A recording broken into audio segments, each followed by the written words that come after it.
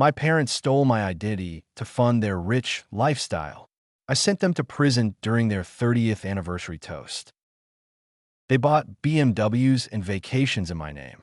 I bought them a pair of handcuffs. There is a moment in every man's life when he wants to feel like a provider. When he looks at his pregnant wife, sees the future in her eyes, and wants to give her a home. A safe place. A foundation. A place where the walls don't shake with secrets. I was sitting in the loan officer's office at Wells Fargo, holding my wife Emily's hand. Her palm was sweating slightly. She was 3 months pregnant, just starting to show, and we had spent the last 3 weekends looking at nurseries. We were smiling. We had found the perfect house. A 3-bedroom colonial on Elm Street with a big backyard for the baby and a white picket fence that felt like a cliche until I realized how badly I wanted it. I had a good job as a logistics manager. I had saved for the down payment for 5 years, eating ramen and driving a beat-up car while my friends bought Teslas. I had done everything right. I play by the rules. I pay my bills on time. The loan officer, a nice woman named Mrs. Higgins with kind eyes and a photo of her grandkids on the desk, clicked her mouse a few times. She frowned. She adjusted her glasses. She clicked again, harder this time, as if the computer was making a mistake. Then she took off her glasses and looked at me. The kindness was gone, replaced by a mixture of confusion and pity. "Mr. Sterling," she said softly, "is there something you forgot to tell us? Maybe a side business that went wrong? Or a property you co-signed for?" "What do you mean?" I asked, laughing nervously. "I have zero debt. I paid off my student loans last year. My credit score should be perfect. I checked it on Credit Karma 6 months ago." "Sir," she said, turning the monitor around so I could see the screen. "According to this, your FICO score is 420. You have $300,000 in outstanding credit card debt. You have 2 defaulted auto loans for a BMW 7 Series and a Mercedes GLE. And you have a foreclosure on a timeshare in Cabo San Lucas." My blood ran cold. The room seemed to tilt. "That's impossible. I drive a 2014 Honda Civic. I've never been to Cabo.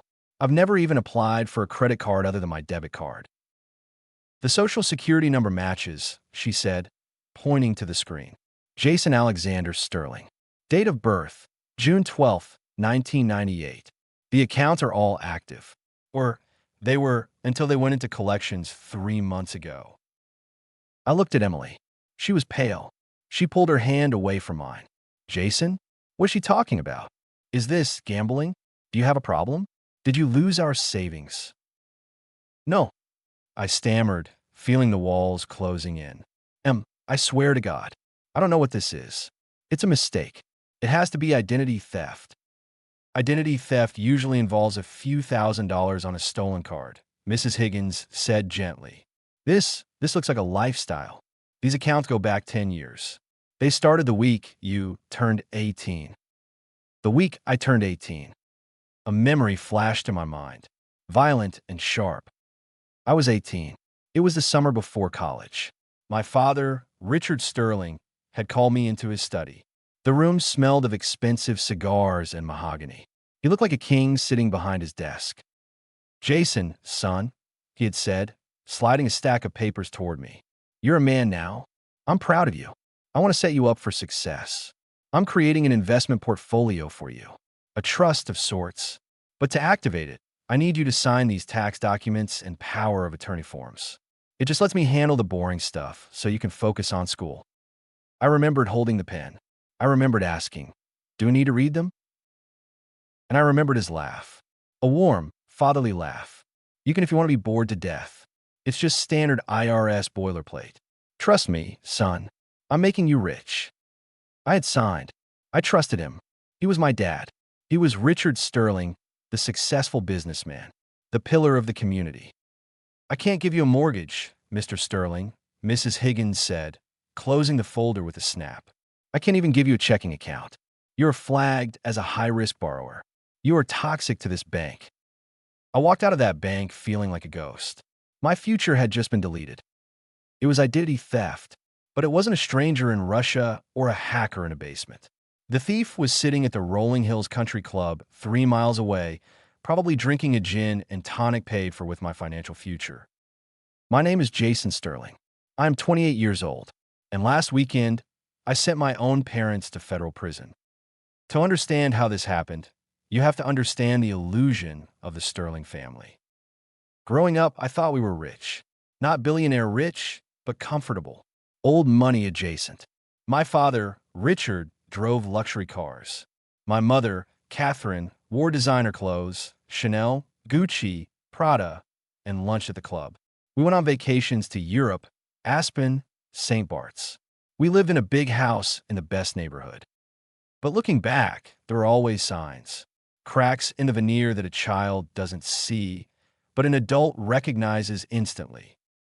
Dad was always consulting on business deals that were vague. Import-export, he'd say, or strategic acquisitions. He never had an office. He worked from the den. Mom was always dodging phone calls from unknown numbers. Telemarketers, she'd say, letting the answering machine pick up. But telemarketers don't call at 8 p.m. on a Sunday. Collections agents do. We moved houses every 5 years, always upgrading, but I realize now it was probably to outrun creditors or flip the equity before the walls closed in. And then there was the internship. When I was 20, home from college, Dad told me I had landed a prestigious internship at one of his partner's firms. It's a holding company, Dad said. You'll be a junior analyst. The best part is it's remote. You don't even have to log in. I'll handle the paperwork. It's mostly just to build your resume. I thought he was hooking me up. I thought he was looking out for me. I realize now. He was creating a paper trail of income. He faked pay stubs from a shell company in my name so he could apply for the BMW loan. He needed to prove Jason Sterling had an income of $80,000 a year so the bank would approve the credit. I was the mule. I didn't even know I was carrying the load. After the meeting at the bank, I drove Emily home. The car ride was silent. The air was thick with unsaid things. She went into the bedroom and closed the door. I heard her crying. It broke me. I didn't cry. I went to war.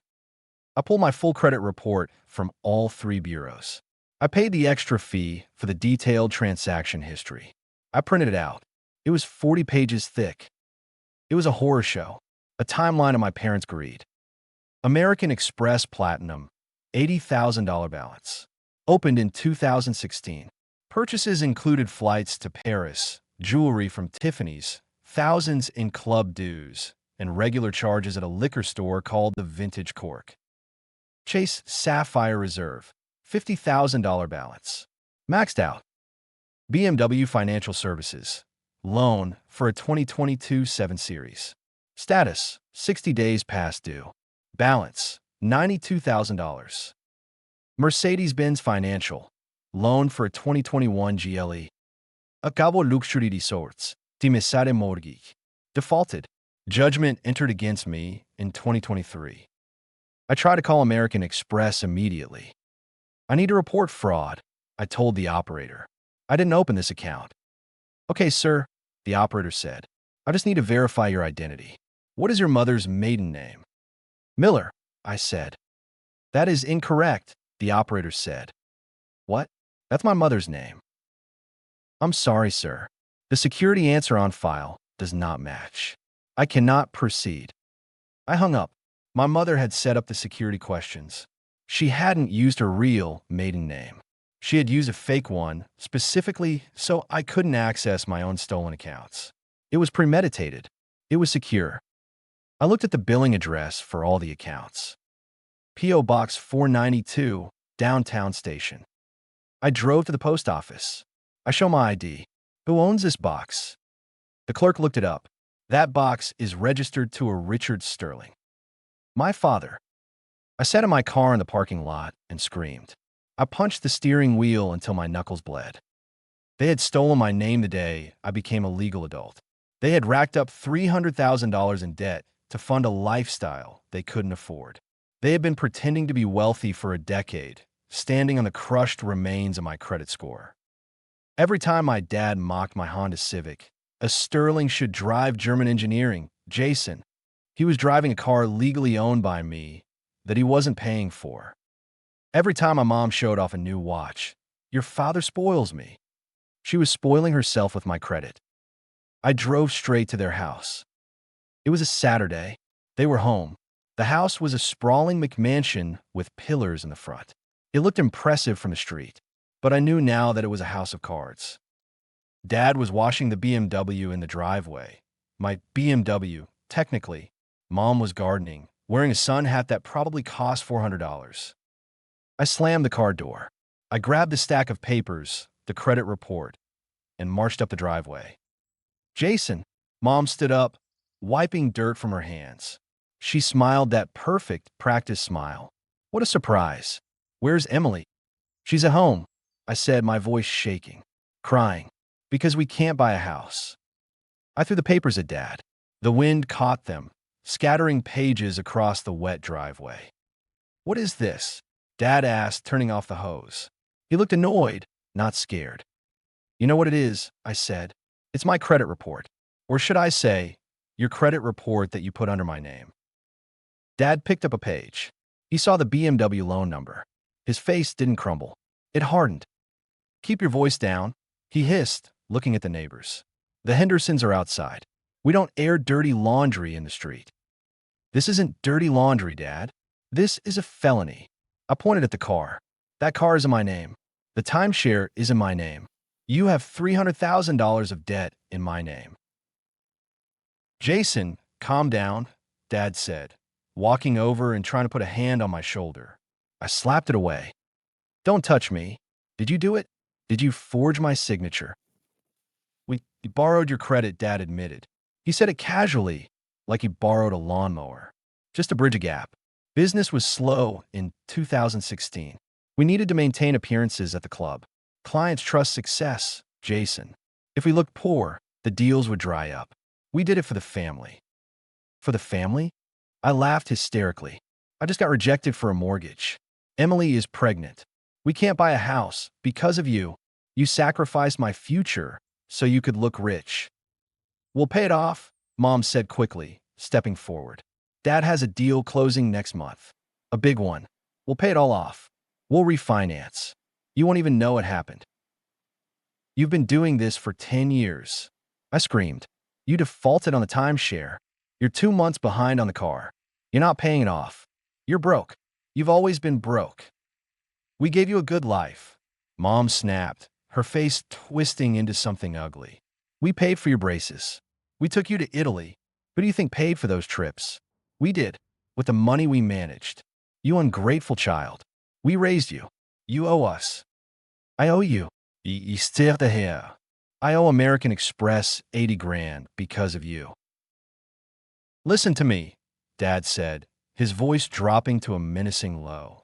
He stepped into my personal space. If you go to the police, you destroy this family. You send your mother to jail. Is that what you want? You want her child to be born while his grandparents are in prison? You want to be the son who arrested his father? He knew exactly where to hit me. My guilt.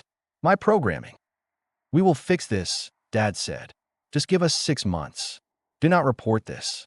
If you file a fraud report, they will investigate us. Just wait. I looked at them. They looked terrified but also entitled. Like I was the inconvenience. Like I was the one ruining the afternoon. I need to think, I said. I drove home. I found Emily in the nursery. Or what was supposed to be the nursery. It was just a guest room filled with boxes. She was looking at a picture of a crib on her phone. It's $400, she whispered. We can't afford it. Not with your credit score. We can't even get a Target card. That broke me. Emily, I said, I'm going to fix this. How, she asked. By doing what I should have done 5 years ago. I went to the police station the next day. I spoke to a detective in the fraud division, a guy named Detective Miller. He looked tired. He had seen this story 100 times. It's circumstantial, Miller said, flipping through my file.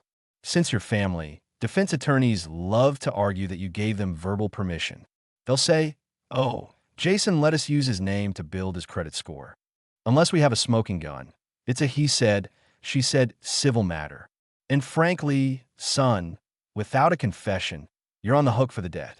You'll have to declare bankruptcy. Bankruptcy? I asked. Yep. And that stays on your record for 7 years. No house, no car loans, nothing. What if I get a confession? I asked. Then we have a case, Miller said. But we need them to admit they forged the signatures without your consent. I can get it, I said. 2 days later, my parents called me. They wanted a meeting to smooth things over. I went to their house, but first I stopped at the precinct. Detective Miller taped a wire to my chest, under my shirt. Keep them talking, Miller said. Get specifics. Ask about the cars. Ask about the signatures. I went to their house. They were in the living room. They had papers on a coffee table. Jason, Dad said, pouring me a scotch I didn't want. We have a solution. We found a hard money lender who will refinance the debt. We can pay off the BMW and the credit cards. Great, I said. Do it. There's a catch, Mom said. Because the assets are in your name, we need you to sign this. She slid a document toward me. It was a retroactive consent form. It basically stated that I had authorized Richard and Catherine Sterling to manage my finances and incur debts on my behalf since 2016. If you sign this, Dad said, we can consolidate the loans, pay them off, and your credit score will recover in a year. No police, no prison. Everyone wins. I looked at the paper. It was a trap.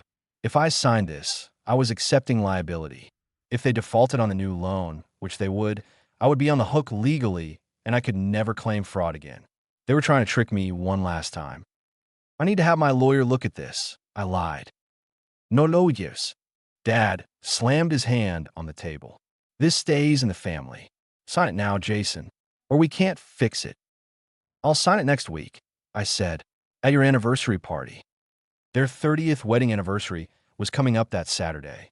It was going to be a massive blowout at the country club. Fine, Mom said, looking relieved. Bring it to the party. We'll sign it before the toast. And Jason, wear your tux. We want a family photo. I walked out. I didn't sign it. I took the document straight to Detective Miller. This helps, Miller said. It proves they know the debt is legally yours. But we still need the admission of forgery. We need them to say the words. I'm going to the party, I said. I'll wear the wire again.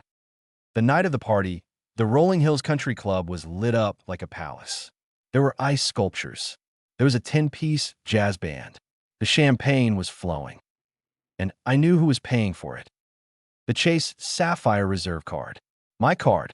They had maxed it out one last time for their big night. Emily stayed home. She couldn't stomach looking at them. I walked in. I saw my dad holding court near the bar, laughing with a group of bankers. Mom was showing off her diamond ring, probably an upgrade bought with the Amex. I walked up to them. My heart was pounding against the wire taped to my chest. Jason, Mom cried, hugging me. She smelled like expensive perfume and deceit. I'm so glad you came. Can we talk? I asked. Privately? In the library. Now, Dad asked, annoyed. We're about to do the toast. It's about the document, I said loud enough for the banker next to him to hear. The signature. Dad's smile froze. He grabbed my arm. Library. Now. We went into the club's library. It was quiet. Oak-paneled walls. Leather chairs. The smell of old money. I stood by the fireplace. They stood by the door, closing it. Did you sign it? Dad asked. Do you have the paper? I can't sign it, Dad, I said, making my voice tremble. I am scared. The bank called again. They're threatening to sue me. They want the money for the BMW. They're going to garnish my wages. I told you to handle the stall tactics. Dad said, tell them it's a mix-up. Once you sign the consent form, we refinance. I can't. I cried. I didn't sign for that car, Dad. You forged my signature. You stole my identity. Why did you do it? We had to. Mom said, her voice rising. The business was failing, Jason. We couldn't let people know. If we lost our status, we lost everything. We needed the credit lines. So you opened accounts in my name without asking me? I pressed. You admit you never asked me? If we asked, you would have said no. Dad shouted. You're too cautious. You think small. We needed the liquidity. Yes, we used your name. Yes, we signed the papers. But we did it to save the family lifestyle. You enjoyed that lifestyle, didn't you? You liked the vacations. I was 18. I said, I didn't know you were using my social security number to buy timeshares. You forged my name on federal documents. It doesn't matter now, Dad said, composing himself. It's done. Stop whining. We will pay it back eventually. Now, give me the paper or get out. We have guests waiting. So you admit it? I asked one last time. You forged my signature on the BMW loan and the credit cards? Yes, Jason. We forged it. Dad yelled, losing his patience completely. We signed your name. We did what we had to do. Now, shut up and get out there. Gotcha. Okay, I said. I'll go out there. We walked back into the ballroom. The band stopped playing. Dad walked up to the microphone. He looked the picture of success. He adjusted his bow tie. Thank you all for coming, Dad boomed. 30 years. It's been a wonderful journey. I look at my beautiful wife, Catherine, and I see the love that built this life. People clapped. Mom beamed, holding her glass high. And I look at my son, Jason, Dad said, gesturing to me. Our pride and joy. I stood there. I looked at the back of the room. The double doors opened. 3 uniformed police officers walked in. Detective Miller was with them. They weren't wearing tuxedos. They were wearing tactical vests. The room went silent. The music died. Dad frowned, shielding his eyes from the spotlight. Is there a problem, officers? Detective Miller walked straight up to the stage. He didn't smile. Richard Sterling? Catherine Sterling. Yes, Dad said, looking confused. Who invited you? Is this a prank? You are under arrest, Miller said, his voice carrying through the silent ballroom. For identity theft, bank fraud, wire fraud, and forgery. What? Mom gasped. She dropped her champagne glass. It shattered on the dance floor, the sound echoing like a gunshot. Cuff them, Miller said. The officers marched up the steps. They grabbed Dad's arms. He tried to pull away, knocking over the microphone stand. This is a mistake, Dad shouted. Do you know who I am? I'm a member of this club. I am Richard Sterling. We know who you are, Miller said. You're a fraud. They handcuffed Mom. She started screaming, a high-pitched animal sound. Jason, tell them it's a mistake. Tell them you authorized it. I stood in the crowd. The guests parted around me like the Red Sea. Everyone was looking at me. The bankers, the neighbors, the people who thought my parents were royalty.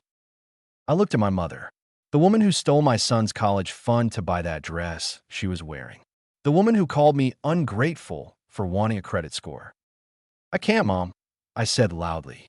I can't tell them it's a mistake, because I recorded the confession. I tapped my chest where the wire was. The color drained from her face. She looked at me with pure hatred. You traitor, she screamed as they dragged her out. After everything we gave you, you ungrateful brat. You gave me nothing but debt. I yelled back. You stole my name. They dragged them out through the ballroom, past the ice sculpture of a swan, past their friends, past the lie they had built. The silence in the room was heavy. The guests stared at the floor, realizing that every dinner, every party, every vacation they had attended with the Sterlings was funded by a crime. I turned and walked out. I didn't look back. The aftermath. It took 6 months to clean up the mess. With the police report and the recorded confession, the credit bureaus removed the fraudulent accounts. The banks went after my parents, not me. The BMW and the Mercedes were repossessed. The timeshare was foreclosed on. But the most satisfying moment wasn't the arrest. It was the auction. To pay restitution, the U.S. Marshals seized my parents' assets. They held a public auction at the house. I went. I stood in the back. I watched strangers bid on my dad's watch collection. I watched them bid on Mom's furs. I watched them bid on the furniture I grew up with. It was all sold. Every scrap of the Sterling legacy. My parents pleaded guilty. Their lawyer tried to argue for leniency, claiming family dispute, but the judge wasn't having it. The dollar amount was too high. It was over $300,000. That's grand larceny. And because they used the mail to set up the accounts, it was mail fraud, a federal offense. Dad got 5 years in federal prison. Mom got 3 years. They lost everything. The house was sold. Their friends abandoned them. I visited Dad once in prison. Just once. He looked old. He wasn't wearing a suit. He was wearing a gray jumpsuit. He looked small. Why? He asked me through the glass. Why did you do it? You could have just waited. We would have fixed it. You had 10 years to fix it, Dad, I said. You didn't want to fix it. You wanted to feed on it. You ate your own young. We're family, he said. Family forgives. No, I said. Emily and the baby. That's my family. You? You're just the identity thief who lived in my house. I hung up the phone. Last week, Emily and I closed on the house. The 3-bedroom colonial. The loan officer, Mrs. Higgins, was the one who approved it. My credit score is back up to 750. I walked into the nursery. I painted it blue. I put a lock on the door, not to keep people out, but to remind myself that my job is to protect what's inside. I will never let anyone steal from my son, not strangers, and definitely not family. Have you ever discovered that the people closest to you were the ones hurting you the most? Would you have the courage to turn your own parents in? If you believe that justice shouldn't have a family discount, hit that like button and subscribe. #identity theft.